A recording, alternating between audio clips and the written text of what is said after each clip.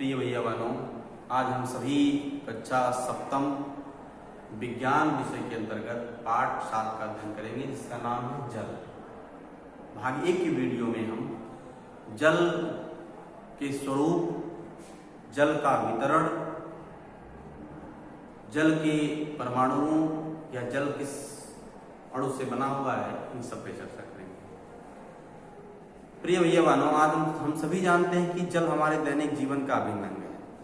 आपने एक वाक्य पढ़ा होगा, जल ही जीवन है।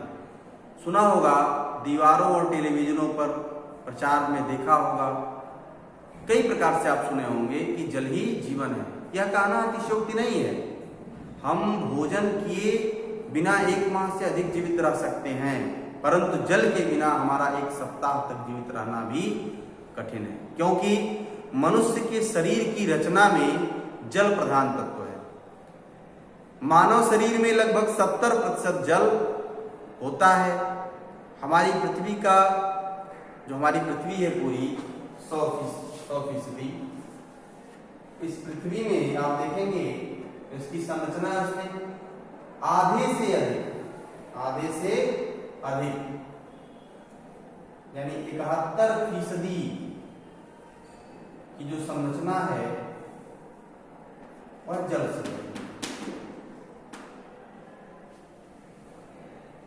जो क्या है, जल भाग से ढका हुआ है। उसमें भी 1.6% पानी जमीन के नीचे है, 0.001% वाष्प और बादलों के रूप में है। पृथ्वी की सतह पर जो पानी है उनमें 97% पानी सागरों एवं महासागरों में है, जो नमकीन है, खारा है, उसको हम पी नहीं सकते हैं और पीने के काम नहीं आता है। प्रचुर मात्रा में उपलब्ध होने के बावजूद भी पेयजल के रूप में प्रयोग किए जाने वाला पृथ्वी पर केवल 2.7% जल ही पीने योग्य है, जिसको हम इस्तेमाल करते हैं। हम इसके विषय में और चर्चा करेंगे। सबसे पहले इसको देख लें कि 71% को यदि हम दूसरे स्वरूप में दर्शाएं तो क्या होगा, ये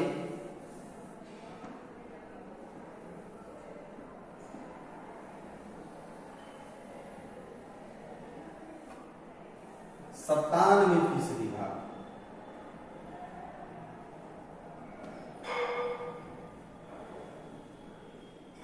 केवल 3% भाग पीने योग्य है। उसमें भी हमारे पास जो पीने योग्य पानी है वह 1% है।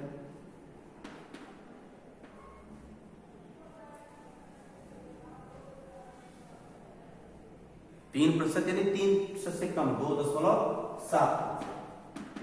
टोटल जो इसका अमाउंट है तो कितना है, 2.7%। इसमें से पीने योग्य पानी जो हमारे पास है भूमि के पास वो 1% है। केवल 1% में ही हम अपना काम चलाते हैं, पूरे विश्व में सबको पीना पड़ता है। इस प्रकार सबसे पहले हम जल के विषय में ये देखेंगे कि जल का संगठन कैसा है, जल की संरचना कैसी है। ठीक,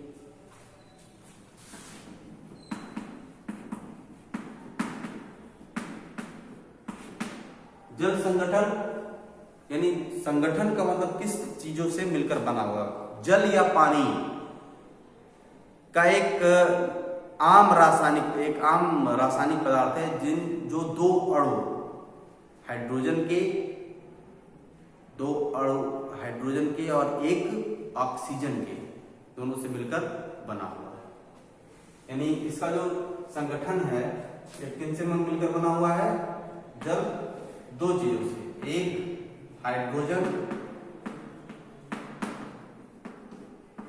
और ऑक्सीजन।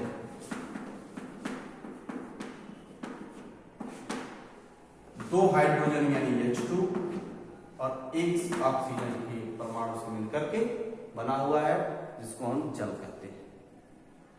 इसको हम समीकरण के यदि में रूप में लिखें तो H2 और धन O इक्वल टू H2, इस प्रकार से हम इसको लिख सकते हैं। प्रारंभ में जल को एक तत्व के रूप में माना जाता था, कि वह एक क्या एलिमेंट है। लेकिन वैज्ञानिक हेनरी कैवडिस ने सन 1781 में 2 भाग हाइड्रोजन के और 1 भाग ऑक्सीजन के मिश्रण को दहन कर प्रयोगशाला में जल का निर्माण किया, जल विधि का निर्माण किया और उसकी पुष्टि की। तब से यह सत्यापित हो गया किस सन में? 1781 में। कौन वैज्ञानिक थे? हेनरी कैवडिस, जिन्होंने ये बताया प्रयोगशाला में कि यदि हम 2 अणु हाइड्रोजन के और 1 अणु परमाणु क्या ले लें ऑक्सीजन के और दोनों को मिला दें तो हमें क्या प्राप्त हो जाएगा? जल प्राप्त हो जाएगा। तब से सत्यापित हो गया कि जल हाइड्रोजन और ऑक्सीजन से बना यौगिक है, इसे रासायनिक सूत्र H2O के द्वारा हम प्रदर्शित करते हैं। इतनी जानकारी के बावजूद भी हम प्राकृतिक जल का निर्माण नहीं कर सकते। जल में हाइड्रोजन और ऑक्सीजन का जो अनुपात है आप इसे देख सकते हैं कितना अनुपात होगा, क्योंकि जो अनुपात होगा इसका जल में वो क्या होगा? 2:1। क्यों? क्योंकि 2 क्या है? हाइड्रोजन है और 1 ऑक्सीजन है। 2 अणु किसके हैं? हाइड्रोजन के और 1 अणु किसका है? ऑक्सीजन का। इसलिए इसका जो अनुपात होगा हाइड्रोजन और ऑक्सीजन का वो कितना होगा? 2:1। अतः हम बात कर सकते हैं कि हाइड्रोजन और ऑक्सीजन जल के अवयवी तत्व हैं। यह सारे प्राणियों, आप जानते हैं कि जल के बिना जीवन नहीं है, तो पौधों में भी जो है जान होता है, ऐसा माना गया है। तो जल, वो भी क्या जल के बिना जीवित नहीं रह सकते हैं। सारे प्राणियों के जीवन का आधार है कौन? जल। पानी सभी जीवों के लिए एक महत्वपूर्ण विलायक है। विलायक कि जो मिला लेती है अपने में। चीनी और पानी आप देखते हैं मिलाते हैं, उसमें जो घुल जाता है उसको हम क्या कहते हैं? और जो घुला लेता है उसको हम कहते हैं विलायक, और जो घुल जाता है उसको क्या कहते हैं? विलेय। ठीक, विलायक और विलेय दोनों मिलकर क्या बनते हैं? विलयन। चीनी और पानी को मिलाते हैं तो उस पूरे घोल को क्या कहते हैं? विलयन कहेंगे। इस प्रकार से क्या है? एक महत्वपूर्ण विलायक है हमारे लिए, सभी जीवों के लिए क्या है? एक महत्वपूर्ण विलायक है। और पृथ्वी की सतह पर बहुआयत में मिलने वाला यौगिक भी है, वो हर जगह आपको मिल जाएगा, जिसका अणुसूत्र क्या होता है? H2O। आमतौर पर जल शब्द का योग द्रव अवस्था के लिए उपयोग में लाया जाता है, द्रव अवस्था के लिए उपयोग में लाया जाता है। पर ठोस अवस्था और गैसीय अवस्था, ठोस अवस्था का मतलब बर्फ,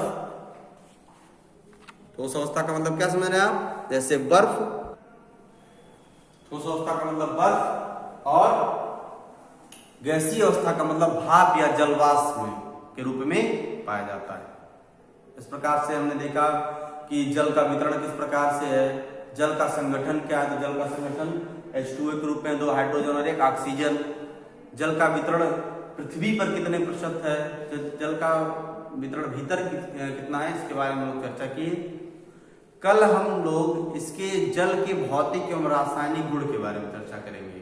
भौतिक एवं रासायनिक गुण का मतलब कि यदि रासायनिक गुण की चर्चा करें तो कैसा है, दिखने में कैसा है, उसकी महक कैसी है, ठीक है, कैसा तत्व है वो हमको दिख सकता है कि नहीं दिख सकता है, उसका गलनांक क्या है, गलनांक का मतलब कितने पर वो पिघल जाता है, और क्वथनांक क्या है। इस प्रकार से हम उसकी चर्चा करेंगे। उसका IUPAC नेम क्या है, जल की विद्युत चालकता क्या होती है, जाड़े के दिनों में एकतर नदी और झील का पानी जमकर क्या बन जाता है, इस सब के विषय में हम चर्चा करेंगे, जो उसके भौतिक स्वरूप से मिलाप करते हैं। दूसरे टॉपिक पे चर्चा करेंगे हम जल की धातुओं से क्रिया, धातु और जल दोनों मिलकर के क्या बनते हैं, इसके बारे में भी हम चर्चा करेंगे। तब तक के लिए धन्यवाद।